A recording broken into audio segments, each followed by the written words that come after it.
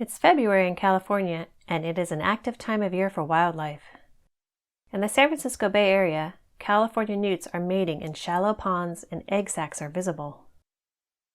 Bumblebees are buzzing and visiting manzanita flowers. And a special winter flowering shrub that is rare and endemic to the San Francisco Bay Area is approaching the end of its flowering season. This is western leatherwood, Dirca occidentalis. In California, Dirca occidentalis is the only species of the Daphne family, Miocene. The other species of Dirca are found far away in central and eastern North America. It is appreciated for its displays of showy, pendant, yellow flowers that emerge prior to the leaves. This deciduous shrub grows on moist and shaded slopes and is confined to the 6 counties in the San Francisco Bay Area, where it occurs in 4 evolutionarily distinct sets of populations: in the East Bay, the San Francisco Peninsula, the North Bay, and a small area in the vicinity of Salmon Creek at its northern limit near Bodega. Dirca occidentalis is considered a relictual species.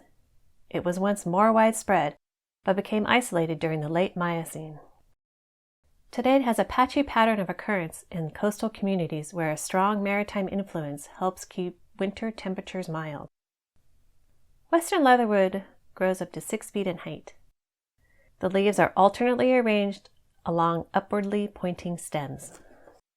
The older stems have mottled gray bark. The leaves are petioled, simple, entire, light green, and soft to the touch. The plants typically bloom during winter months from January to March. The flowers are bisexual with a superior ovary and appear in axillary clusters. The petals are reduced. It is the hypanthium, sepals, and stamens that provide most of the flower's yellow color.